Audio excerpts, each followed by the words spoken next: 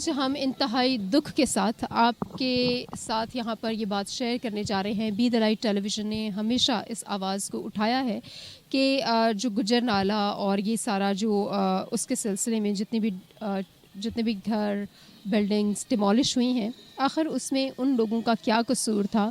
کیا ان کا یہ قصور تھا کہ ہمارے ملک کی جو لا اینڈ آرڈر کی سچویشن ہے وہ بہت زیادہ خراب رہے، اور یہ ان کا قصور ہے کہ کسی نے کنٹرول نہیں کیا کہ غیر جو ساری لوگ اراضیاں بیچتے گئے غیر قانونی، اور وہ بیچارے غریب لوگ خریدتے گئے؟ کیا انہوں نے پیسے نہیں دیے؟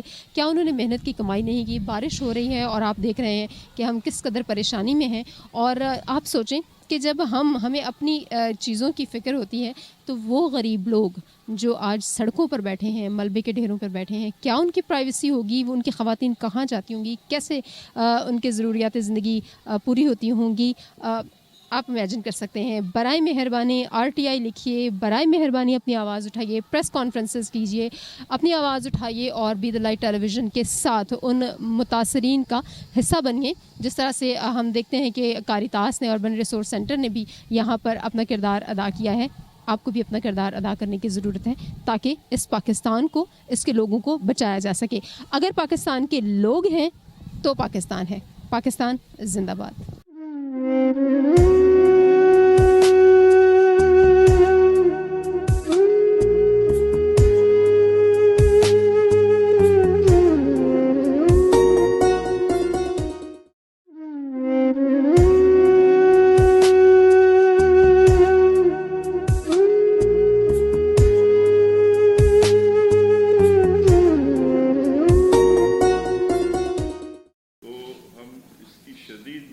کرنا چاہتے ہیں، اور وہ سندھ کی حکومت ہو یا وفاقی حکومت ہو، یہ تمام لوگ آئین کی خلاف ورزی کے مرتکب ہیں، اور میری تو رائے یہ ہے کہ ان پر آرٹیکل 6 کے تحت سب پر مقدمات چلنے چاہیے۔ اس طرح لوگوں کے ساتھ ظلم کرنا، ان کو بے گھر کر دینا، ان کو جو ہے ذلیل و خوار کرنا، جبکہ حکومت نے بنا کے نہیں دیے ہوئے تھے ان کو گھر، لوگوں نے اپنے گھر خود بنائے تھے، جس کی مشکل سے بنائے تھے۔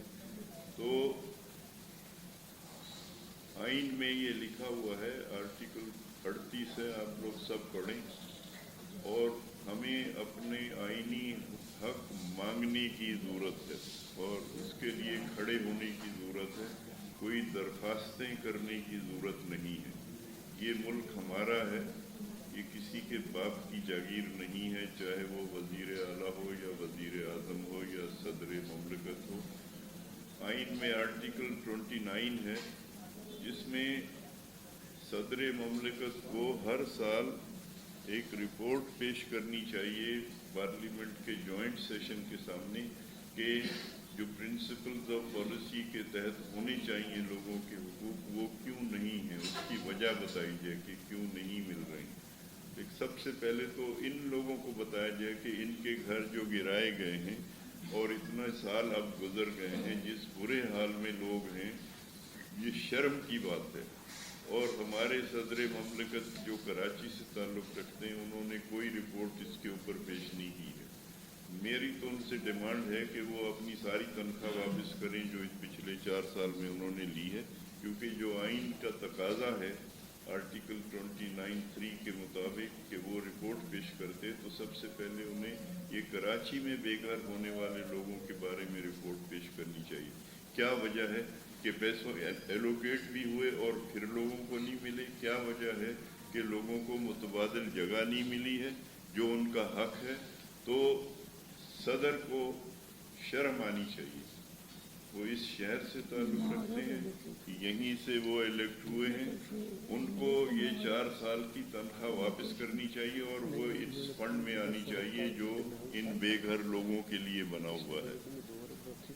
گورنر کو ایک رپورٹ اسمبلی میں پیش کرنی چاہیے، صوبائی اسمبلی میں، کہ کیوں عمل درآمد نہیں ہو رہا ہے۔ یہاں پر جو گورنر بیٹھے ہوئے تھے ان کو شرم آنی چاہیے، انہوں نے کبھی کوئی رپورٹ پیش نہیں کی۔ تو میری گزارش یہ ہے کہ ہمیں یہ ڈیمانڈ اپنی جگہ کرنے ہیں، لیکن ہمیں اپنے آپ کو اس ملک کا برابر کا شہری سمجھنا شروع کر دینا چاہیے، اور ہمارے جو حقوق آئین میں لکھے ہوئے ہیں یہ آئین ہے پاکستان کا، اس میں لکھے ہوئے ہیں کہ یہ حقوق ہیں لوگوں کے. اس میں آرٹیکل 3 ہے کہ جو استحصال کی ہر صورت کا خاتمہ کرنا اس ریاست کی ذمہ داری. اس سے بڑا استحصال کیا ہے کہ لوگوں کے گھروں سے توڑ پھوڑ کر کے ان کو نکال دیا جائے دھکے مار کے، اور وہ اس کے جو ہے ملبے کے اوپر بیٹھے ہوئے عورتیں ہیں، بچے ہیں. اس سے بڑا استحصال کیا ہوگا؟ تو یہ تو ریاست نے خود کیا ہے، بجائے اس کے کہ وہ ریاست آرٹیکل 3 کے مطابق استحصال کی ہر صورت کو ختم کرتی. اس نے خود اپنے ہاتھ سے استحصال شروع کیا ہوا ہے، اور یہ لوگوں کے ساتھ جو ظلم اور زیادتی ہو رہی ہے یہ آئین کی کھلی خلاف ورزی ہے. تو ہمیں پبلک میں جانے کی ضرورت ہے، سیاسی جماعتوں سے شکایتیں کرنے کی کوئی ضرورت نہیں ہے.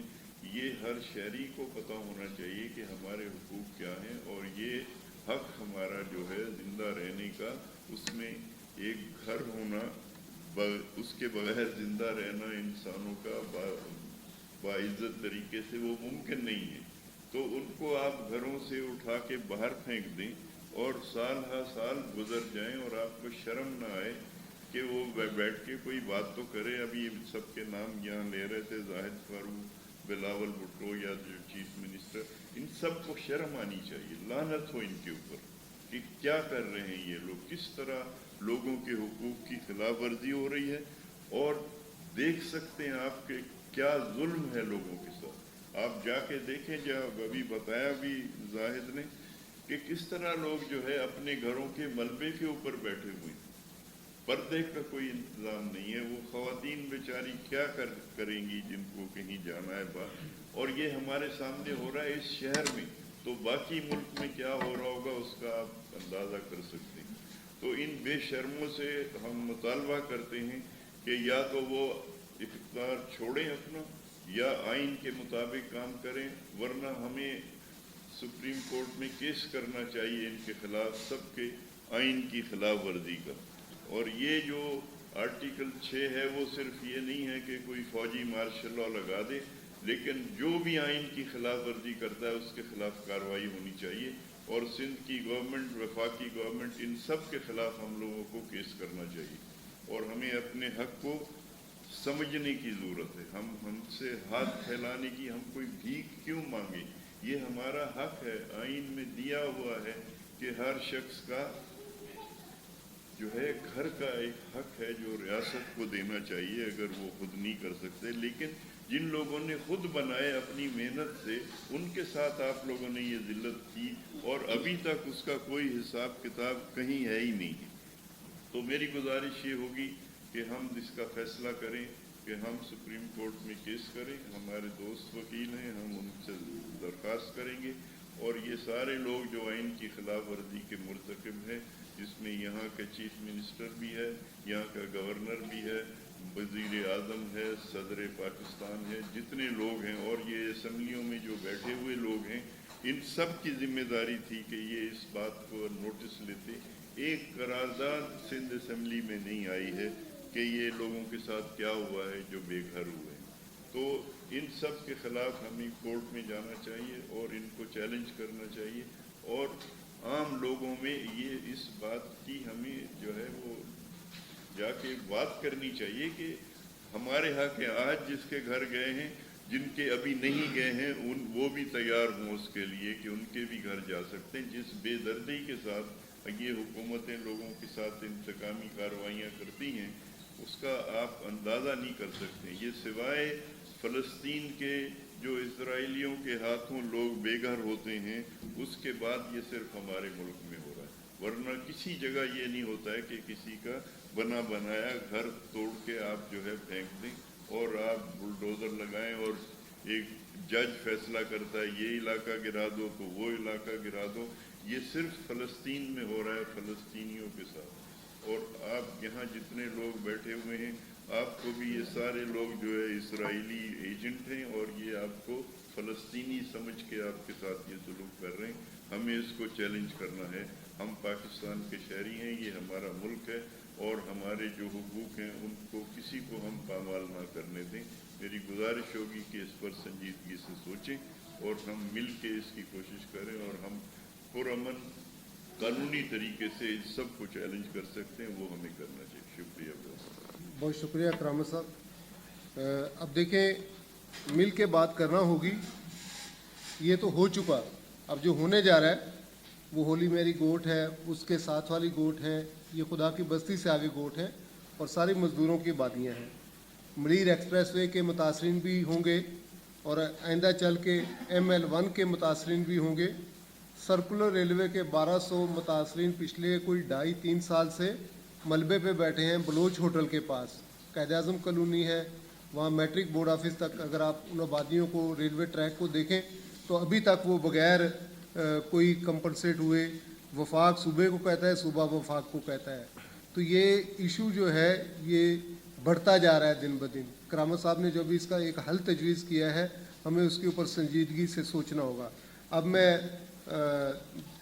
बात करने के लिए दावत देता हूँ मोहतरमा अनीस अरून साहबा को।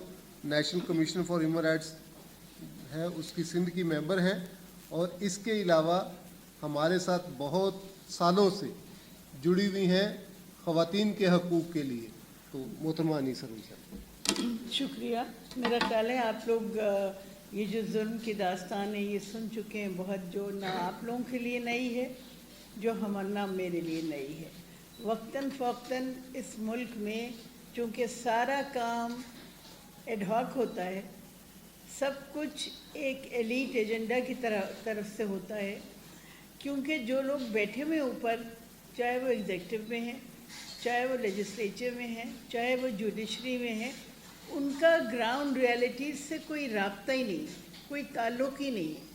तो वो जो एक्शन लेते हैं, जो वो इम्प्लीमेंट हुए या नहीं, जो कानून बनाए वो इम्प्लीमेंट हुए या नहीं। मैंने एक असेंबली की मेंबर से कहा कि भाई आप लोगों ने यह कानून बनाया था, इसका इम्प्लीमेंटेशन नहीं हो रहा है, तो उन्होंने साफ जवाब दिया कि हमारा काम तो कानून बनाना था, वो हमने बना दिया है, अब इम्प्लीमेंटेशन हो या ना हो, भाई आपकी ज़िम्मेदारी वहाँ ख़त्म नहीं होती।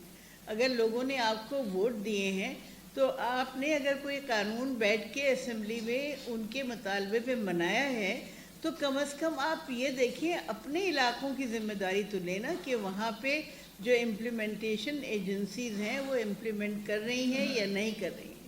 ये सारी वजह इसलिए है कि जब कोई हंगामा होता है, कोई हादसा होता है, कोई मर जाता है, बच्चे गिर जाते हैं गटर में, तो एक धूम मचती है और कोई एक एक्शन हो जाता है, जी सब ठीक हो जाएगा, लेकिन उसके बाद फिर खामोशी हो जाती है। मेरा फोकस ह्यूमन राइट्स के हवाले से भी है, ख़वातीन के हवाले से भी है।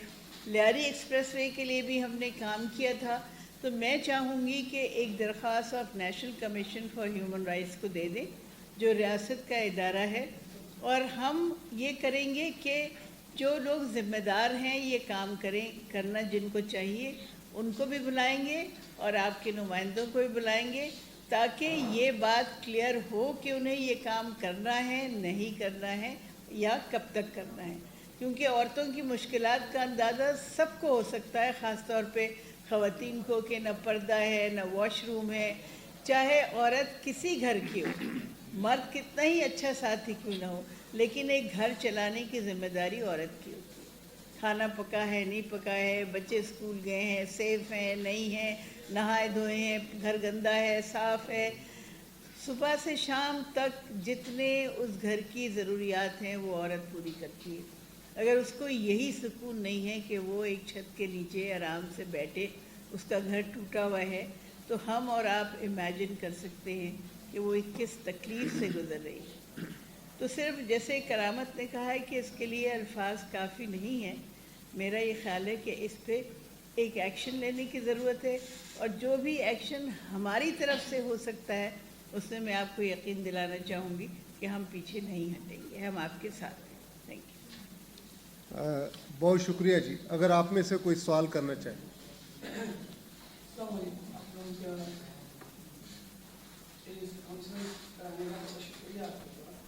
मैं एज इंडियन में से भी और एज कमिश्नर भी सुप्रीम कोर्ट में आई। मेरा पहला सवाल ये कि कॉन्फ्रेंस रखा गया है 3 नामों के साथ, यहाँ वही नारा जहाँ आपने जो प्रोग्राम किए उसमें वही नारा को क्यों नहीं शामिल किया? और अगर आप में से कोई भी औरंगी टॉम का विजिट कर ले तो आपको अंदाज़ा हो जाएगा कि औरंगी में क्या है। आपने गुजर की तो बात की, समझ में बात की गुजर की, और वाईफाई भी जानते हैं और ये भी जानते हैं।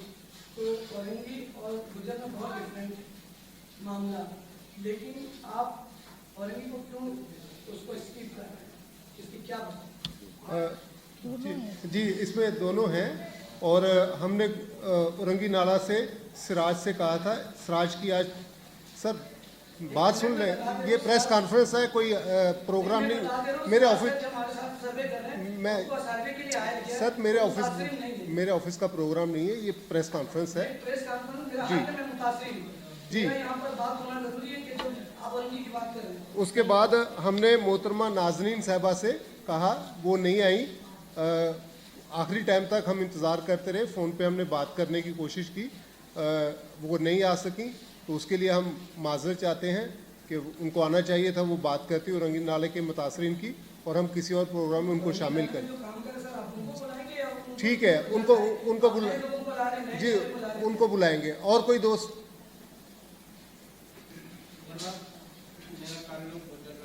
जी जी और शायद आपके अच्छी तरह से जानते होंगे, मैं इससे पहले आवाज़ में भी अपनी बात कह चुका हूँ। हम बार बार ये क्यों तस्लीम कर रहे थे कि हम जायज़ कानूनी लीगल कानूनी हैसियत रखने वाले लोग, हम आपकी भीख क्यों लें? हम क्यों मांगेंगे साहब हमें 10 लाख रुपए दे दें और जैसा टाउन में प्लाट दे दें? हमारी करोड़ों की प्रॉपर्टी है, हम क्यों कंप्रोमाइज़ करें? लेकिन लियारी एक्सप्रेस में 2 तरह के फैसले हुए। एक फैसला ये हुआ कि जिनकी लीजें नहीं थी, झुग्गी नशीन थे, उनके लिए ये फैसला था, उनको जो है रिहेबिलिटेशन किया गया है। जो लोग लीज होल्डर से कानूनी हैसियत रखते थे उनको कंपनसेट किया गया, उनको मुआवजा दिया गया है कानून के मुताबिक। ये दोनों फैसलों को जो है मद्देनजर रखा जाए। मैं किसी भी इजलास में आम लोगों के पास भी जाता हूँ, आम लोगों की बात सुनता हूँ, लेकिन हमारा मुश्तरका दुख है। हम किसी भी नजरिए के लोग हों, हम किसी भी मजहब के लोग हों, एक इंसानियत के नाते हम एक बंधन में बंधे हुए हैं। आप हमारे भाई हैं, हमारी बहन हैं, हमारे दर्द और आपके दर्द यकसा। ठीक है जी, हम आइंदा मार्केट वैल्यू की बात करेंगे। और कोई साहब? हाँ ठीक है, हम कोशिश करेंगे कि आइंदा अपने मुताबिक में मार्केट वैल्यू कंपनसेशन में, जिस तरह PIB में कारिता इन्होंने लियारी एक्सप्रेस वे के लिए मार्केट वैल्यू पे मुआवजा दिया था, आइंदा हम कहेंगे कि जो लीज एरिया है उसको मार्केट वैल्यू पे मुआवजा दिया जाए। बहुत शुक्रिया जी।